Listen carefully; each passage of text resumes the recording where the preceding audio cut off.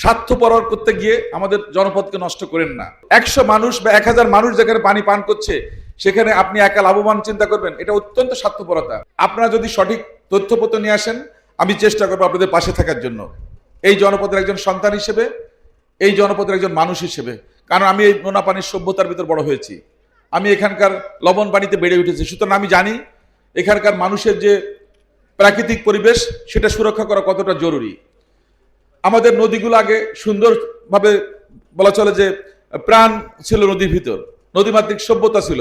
আমাদের রামপালের বাজার, এই বুড়িরডাঙ্গার এই যে সারাখালী বাজার, আমাদের কালীগঞ্জের বাজার, আমাদের যে ডাকরা বাজার, সবগুলো কিন্তু নদীমাতৃক ব্যবসা বাণিজ্য ছিল।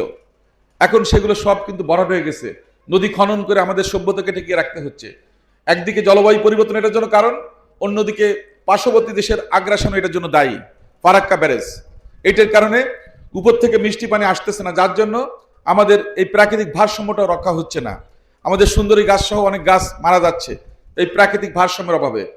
যার জন্য উনি যেটা বলেছেন, আমি ওনাকে বলবো যে আপনারা যদি এটা নিয়ে একটা সেমিনার করেন তাহলে হয়তো সরকারি পর্যায়ে এই জিনিসটাকে নতুন করে আবার একটা পর্যায়ে আসবে। কারণ এখন অসংখ্য ইস্যু, যেমন মাননীয় প্রধানমন্ত্রী গত মাসে আমাকে নির্দেশনা দিয়েছেন, খাগড়াছড়িতে 3 মাসে 8টা পাহাড় ক্ষতিগ্রস্ত হয়েছে, বিলীন হয়েছে, এরকম একটা সংবাদ আসছে ইত্তেফাকে।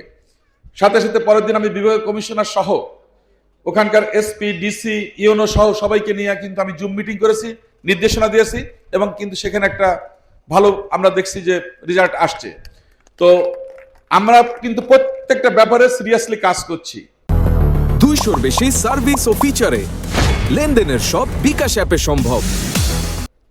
আমাদের যতটুকু সুযোগ আছে, renewable energy, waste to energy, আমাদের এই উপকূলের সুরক্ষা, মানুষের স্বাস্থ্য সুরক্ষা, প্রত্যেকটা ব্যাপারে আমরা কিন্তু কাজ করছি। তো আমি আপনাদেরকে বলবো, যেহেতু আমি আপনাদের সন্তান, আপনাদের ভাই, বন্ধু, আপনারা আপনাদের যে আইডিয়াগুলো আছে সেগুলো শেয়ার করেন। গত সপ্তাহে আমি মোংলা আসছিলাম, আমাদের ইউনো মহোদয় ছিলেন, আমি ঢাকা থেকে আমাদের মন্ত্রণালয়ের একজন অতিরিক্ত সচিব, ওনাকে নিয়ে আসছিলাম এই সুপেয় পানির সমস্যা কিভাবে সমাধান করা যায়। আমরা ইতিমধ্যে আইডেন্টিফাই করেছি যে আমাদের যে পুকুরগুলো আছে এইগুলো লিজ বন্ধ করতে হবে, মাছ চাষ বন্ধ করতে হবে। যেগুলো সরকারি পুকুর আছে সেগুলোকে সুরক্ষা করে আমাদের রান্নাবাড়া সহ অন্যান্য ক্ষেত্রে আমাদের সেটার জন্য ব্যবহার করতে হবে। প্রয়োজন ওই পুকুর থেকে পানি আমরা পরিশোধিত করে আমরা প্রত্যেকটা জনপদে সুপেয় পানি ব্যবস্থা করব, সেই ধরনের উদ্যোগ আমরা নিচ্ছি। এবং আমাদের মন্ত্রণালয় জলবায়ু পরিবর্তন যে ইউনিট আছে সেখানে আমরা এটা নিয়ে আলোচনা করছি। আগামীতে আমি ইনশাল্লাহ চেষ্টা করবো এবার যতটুকু পারি আমাদের পানির ট্যাঙ্কি বিতরণ বা স্যানিটেশন, আমাদের সুপেয় পানির জন্য যে ব্যবস্থা সেগুলো নিচ্ছি। বাট আমি সবাইকে বলবো, স্বার্থপর করতে গিয়ে আমাদের জনপদকে নষ্ট করেন না। অনেকে আছে ব্যক্তির সাথে মাছ চাষ করতে আগ্রহী, কিন্তু 100 মানুষ বা 1000 মানুষ যেখানে পানি পান করছে সেখানে আপনি একা লাভবান চিন্তা করবেন, এটা অত্যন্ত স্বার্থপরতা। দিন শেষে আমাদের সন্তানরাই ক্ষতিগ্রস্ত হচ্ছে। সুতরাং আমি সবাইকে বলবো যে আপনারা এই ব্যাপারে সহযোগিতা করেন। আমাদের সরকারি যে পুকুরগুলো আছে সেগুলো আমরা সংস্কার করব, পাড় উঁচু করব, এবং বর্ষাকালে যেন সেখানের আমাদের পানিগুলোকে ধরতে পারি, তাহলে অ্যাটলিস্ট রান্না বাড়া সহ গৃহস্থলীর সমস্ত কাজে কিন্তু আমরা ব্যয় করতে পারবো, কিন্তু ওই পানিটা ব্যবহার করতে পারবো। তো সেই জন্য আমি সবাইকে অনুরোধ করব যে আপনারা এই ব্যাপারে সতর্ক হন, এবং প্রত্যেক এলাকায় আমরা ইতিমধ্যে আইডেন্টিফাই করেছি মনে হয় 52টা পুকুর আছে আমাদের এখানে। মোংলাতে প্রায় 52টা পুকুর আছে যেগুলো সরকারি পুকুর। আমরা চেষ্টা করবো 52টাকে উদ্ধার করার জন্য যে কোনো মূল্যে। আর আমার কাজ করার একটা সুবিধা আছে, আমাদের নেতারা অনেকে আগামীতে ইউনিয়ন ইলেকশন করবে, উপজেলা ইলেকশন করবে, এই জন্য সালিশ বিচার ক্ষেত্রে একটু নমনীয়তা দেখায়।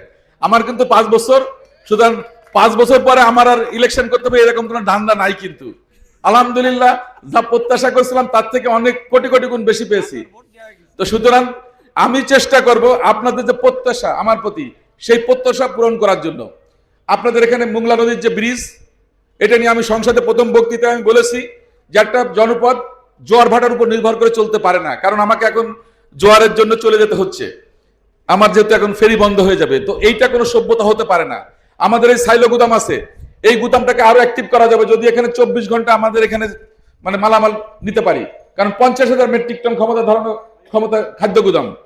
পাশাপাশি এই জনপদের মানুষ যে উৎপাদন করছে সেগুলো ব্রিজ থাকলে দ্রুত তারা কিন্তু খুলনা, বাগেরহাট সহ অন্যান্য শহরে তারা কিন্তু নিতে পারবে, মাছ তারা নিতে পারবে, সহজ হবে সবকিছু।